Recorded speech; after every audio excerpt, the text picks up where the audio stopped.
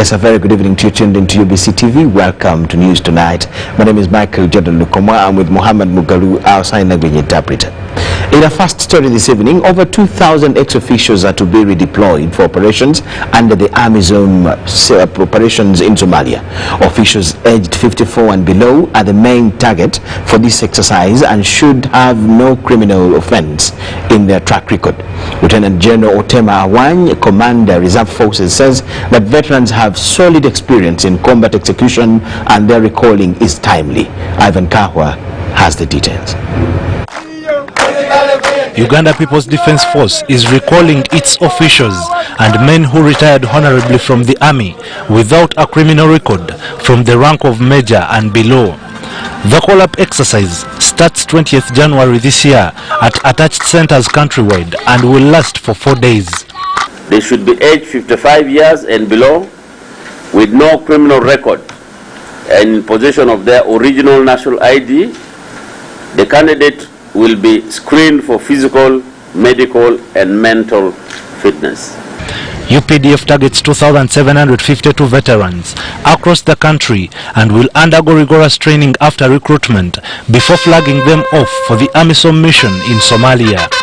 Reservists have been there before. The veterans have been there before. And they have been asking that we have been there because once it goes, the news goes on, you'll see so many will turn up.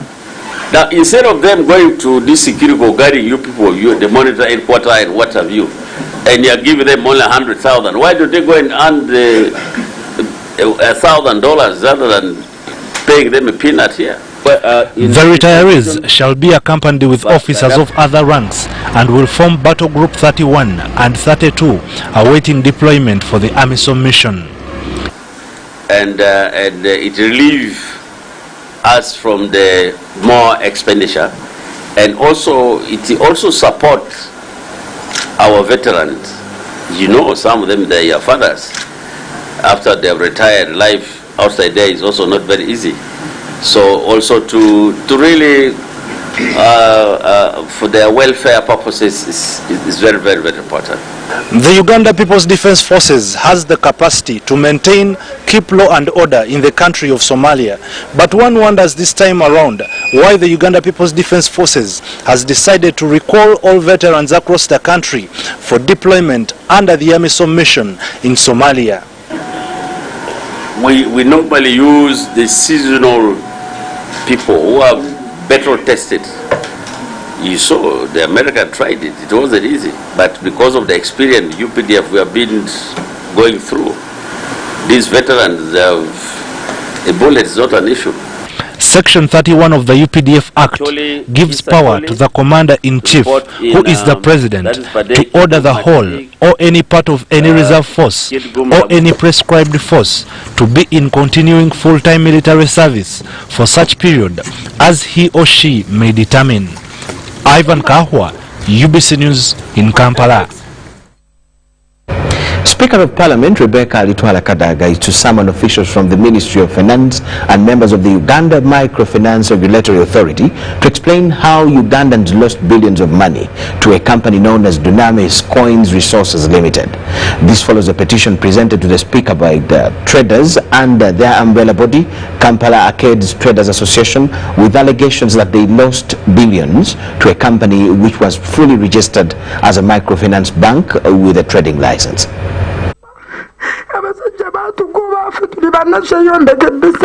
It was a somber mood as traders explained to the Speaker how they lost billions to Dunamis Coins Resources Limited.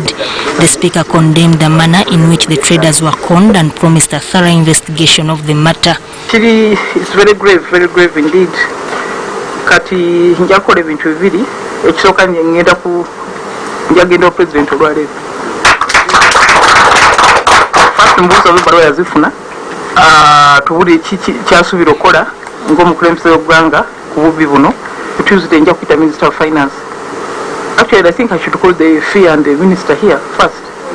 Reading the petition to the Speaker, Arthur Asimwe said there are over 5,000 Ugandans who are conned by Dunamis Coin Resources Limited in disguise of a microfinance bank. Asimwe says it's the duty of government to protect its citizens against such financial institutions, but it seems the relevant bodies did not fully perform their duties. Be informed, Madam Speaker, that 2 of the directors were arrested and are currently remanded to Luzira. However, Susan Awoni, the managing director and principal secretary, who was the main operations person, is still on at large. The traders allege that they have lost comrades due to pressure exerted on them to refund the money, yet they had trust in a company which had all the requirements to operate. Dunamis Coins Resources directors who reside in foreign countries targeted a lower class of people whose investment was as low as 1,000 shillings. Had it not been given legitimacy by all those credible institutions and been supervised, the very vulnerable policy would have been protected from exploitation and misery. They requested relevant government authorities to take action under their administration mandates. Refunding money lost was among the recommendations made by traders from government. Sudat Kai reporting.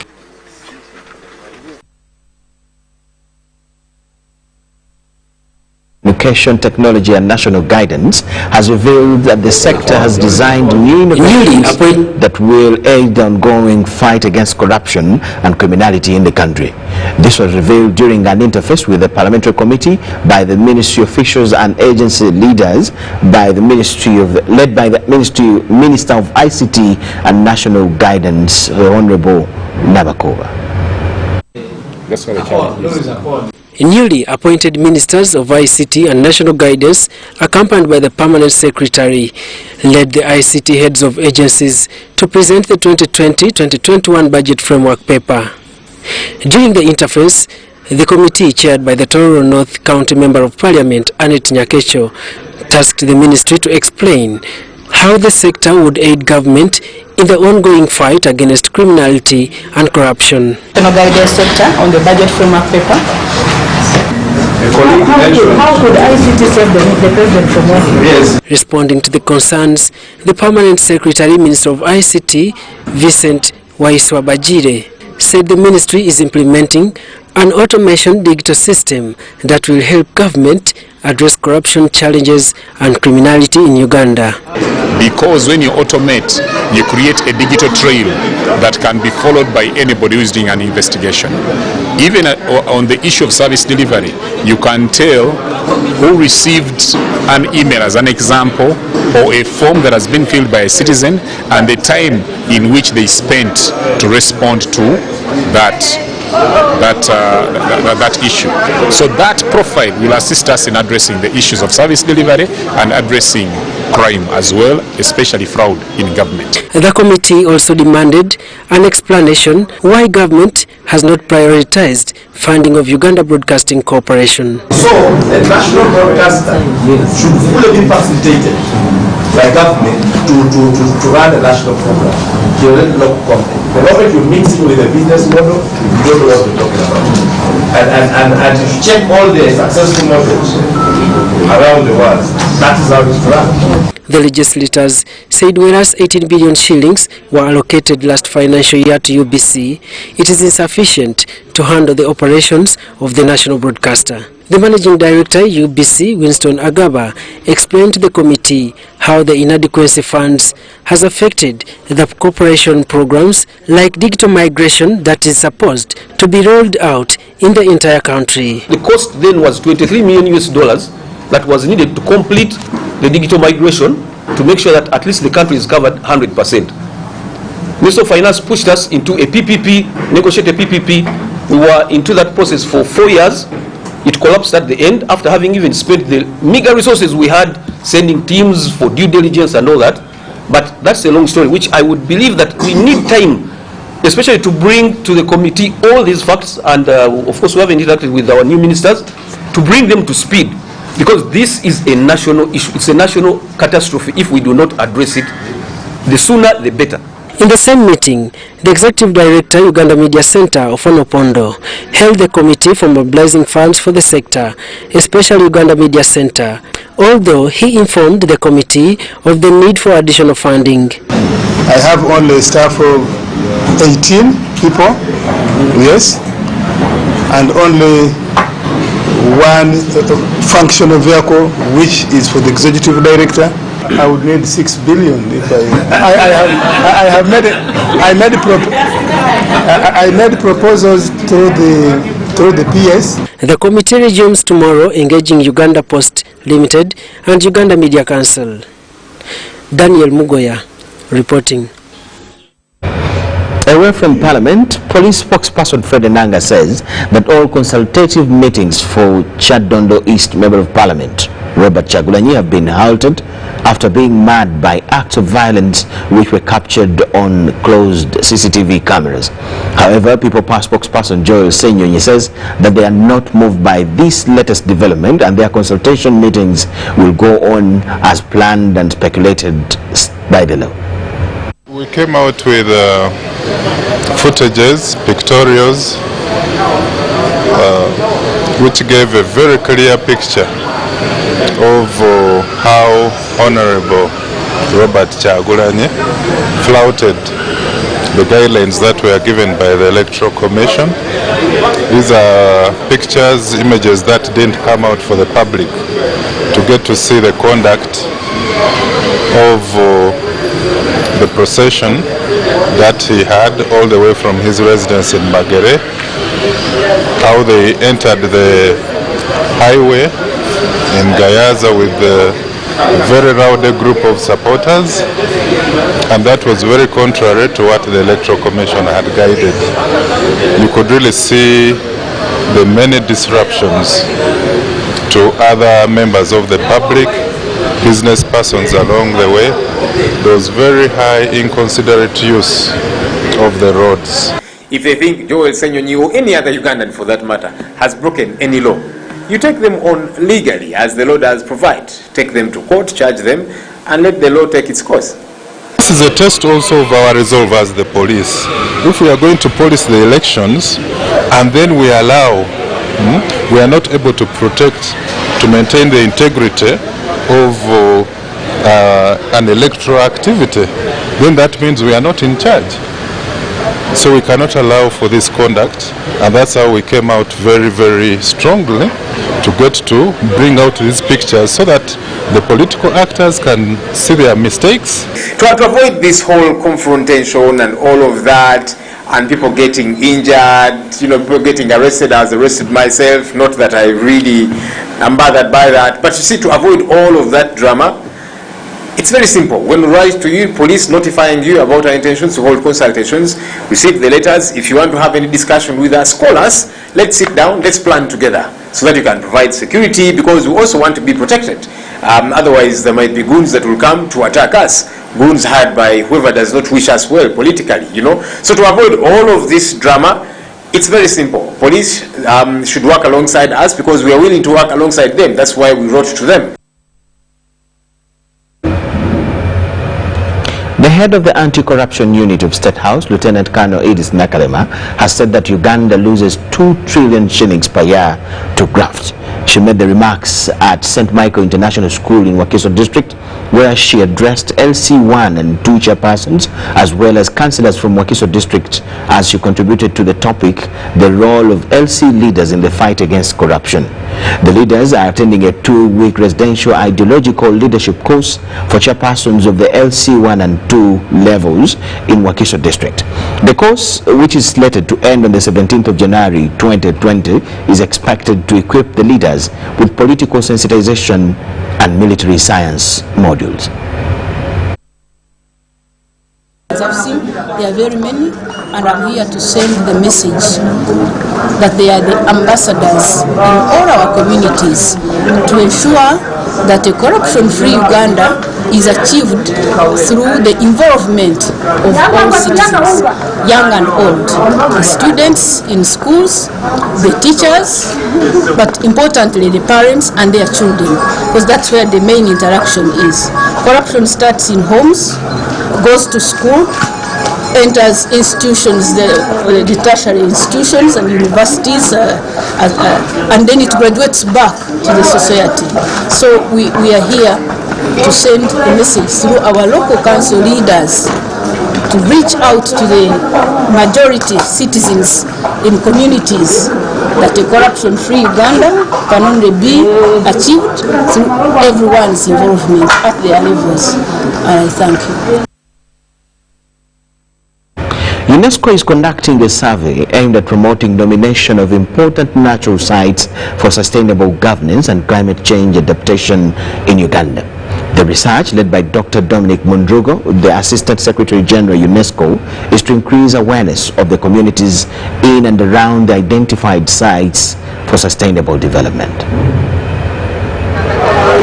Due to the increasing natural hazards in the country, not limited to floods, landslides, lightning, among others, the United Nations Education, Scientific and Culture Organization, UNESCO, in conjunction with the Ministry of Environment and other stakeholders, have been prompted to seek a solution to the problem. The survey has been conducted in 40 different sites, from which UNESCO will take on 21 nature sites as biosphere reserves.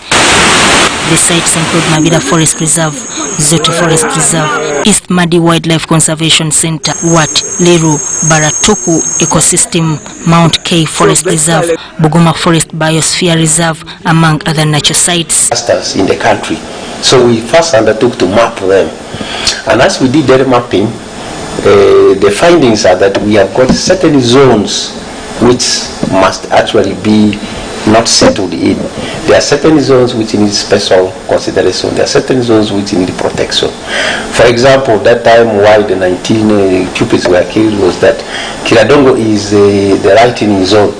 Dr. Dominic Mundrugo, the Assistant Secretary General, UNESCO, insists only preservation of nature can save the strike of natural disasters. Paperwork, these things need a lot of paperwork, some of the data. If you listen, you heard some people were correcting some information. So some of the data was not complete. 3 staff have been appointed and they are now working on it. So some of the information, the data of the species, the plants and all those details, we didn't have that to work on. Sophia Kange, the coordinator, capacity building, UNETCOM, decried the increasing number of encroachers on forest reserves.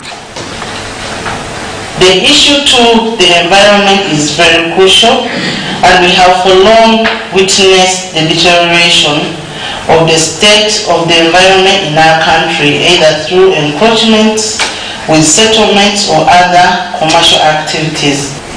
We should therefore be happy to welcome models that help to strengthen the conservation of some of these places. Some of the participants advocated for the use of gas instead of charcoal. A case in point is charcoal. Have you any influence on government to ensure that perhaps taxes are removed on gas, so that more people embrace the use of gas in cooking rather than firewood? Research on this matter is expected to be complete towards the end of this year. Deborah Namamonde compiled this report. Member of Parliament for Igara West, Raphael Majezi, has revealed other reasons as to why he was appointed as Minister for Local Government, contrary to the ongoing rumors and belief that his appointment was a gift for pushing the lift of the presidential age limit in 2017. Majezi made this revelation while receiving tools from his predecessor, Kano Tom Butime, in Kampala. He appointed us to make sure that we don't disrupt what is in the country. I asked myself, if you look at this building, where is the source of its stability? Where? The foundation. For any structure, have a weak foundation, it will be very weak upwards. The foundation of government is the local government. If you are weak at household, village, sub-county, parish level, you are finished. Secondly, he appointed us to make sure that we help him to fight corruption. There is no missing of words. He said corruption is unacceptable. We cannot continue like this.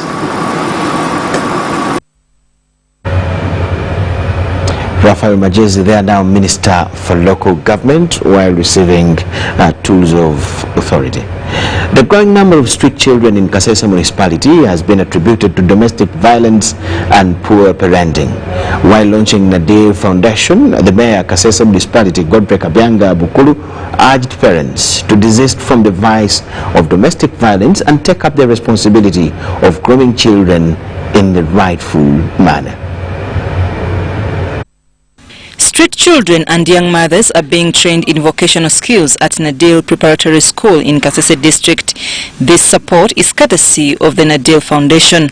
The training is aimed at improving the livelihoods of the street children. The way we bring them together, others will stay with them here.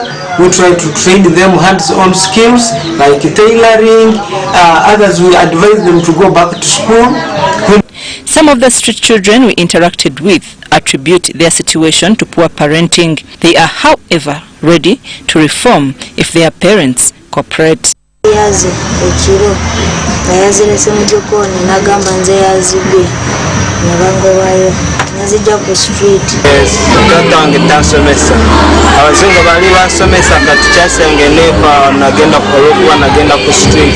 According to local leaders, streets have turned children into thugs and drug addicts, and the number is growing because of domestic violence. Kabyanga, the mayor, Kasese municipality, is to take serious action against suppliers of drugs, especially narcotics. But you are not taking them to church, you don't take them to the mosque, you have left the children to the world, and it is really very, very unfortunate. Nadil Foundation was applauded for coming up with such an initiative of vocational education to the vulnerable children. I'm Nafka Farida reporting.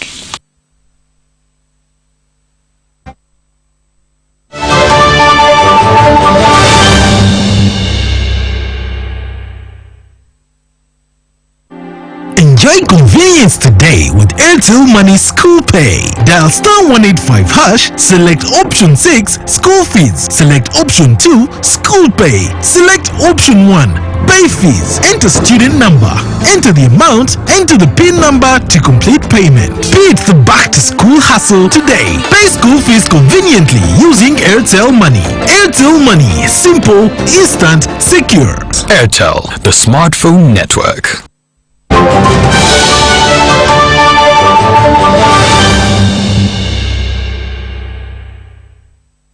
We'll now take you straight to the sports segment, and there, Standard High Zana, a school's football giant, has appointed Nestroy Chizito as their new head coach for 2 years.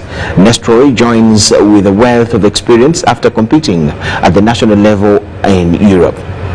And in Europe, Standard High Zana had earlier been overshadowed by St. Mary's Chitende in schools football, and they believe the new coach will overturn this trend results. Agreed terms. We agreed to part with our former coach, Mkungu, welcome. And after agreeing, I ordered my people here to immediately look for a coach who can take Standard High School even higher. As you very well know, the school will play in Uganda League, 3rd division, and we also have a school team, and we play in all tournaments as far that the schools play in. So I'm glad and I'm very happy with the choice they made for me, because what we are interested in as a Standard High School is a coach who can motivate players to perform even better. When we looked at the CV of Nestroy Chizito, we thought that he would inspire the young players to play to a very highest level to play like him, because the dream of every player in Uganda, especially in Africa and also in Africa, is to play in Europe. And Nestroy Chizito is one of the very few players in Uganda who have played in Europe. Secondly, he is very disciplined, and that one you can know that you can know it from his career, because normally we have players who go to Europe, who go to bigger leagues, but normally they come back after 1 or 2 years.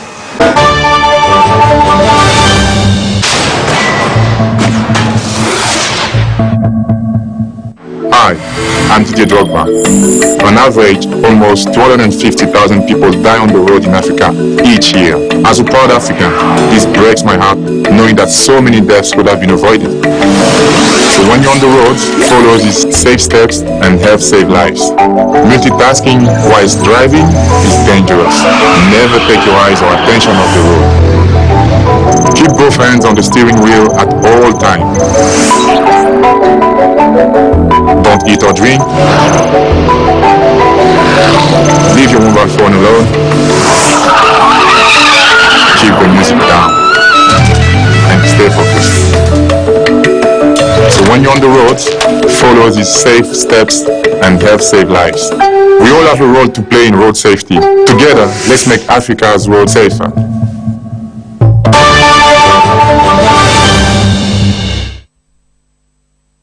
That does it for now. Thank you so much for watching. My name is Michael Jordan Lukuma with Muhammad Mugalu and the whole team. We'll get back to you with a big arrangement at 10 p.m. For now, let's leave you with Molin Kenyana with the weather updates. Bye-bye. Hello again, good evening, and thank you for joining me for tonight's weather updates. Now, we still have mostly sunny conditions across much of the country, although we're seeing some rains. Those are across the Lake Victoria Basin as well as parts of southwestern Uganda. Now, when we look at our satellite for today, we can see that we still have dry winds that are coming in from the Arabian Desert towards our country. Now, those explain the dry and sunny conditions we have across much of the country, as well as the haze that we're seeing, especially in the morning hours.